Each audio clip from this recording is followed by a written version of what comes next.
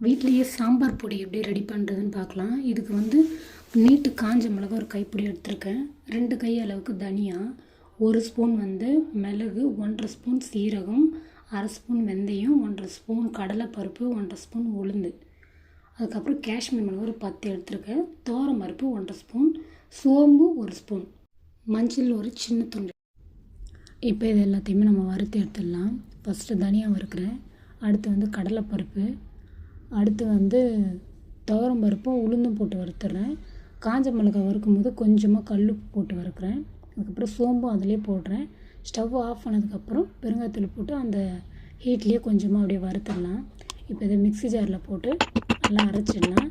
மஞ்சளை வந்து இடித்து தான் போடுறேன். இடித்து போட்டாலே நல்லா தான் இருக்கும். அது ஏற்கனவே நல்லா காய வச்ச மஞ்சள் தான்.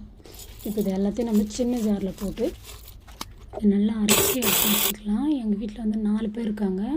இது இந்த பவுடர் எனக்கு 1 மாதம் கிட்ட வரும். அரைச்சதுக்கப்புறம் நல்லா கிளறிட்டு ஓரளவுக்கு ஆற விட்டு நம்ம டப்பாவில் போட்டு டைட்டாக மூடி வச்சுக்கலாம்.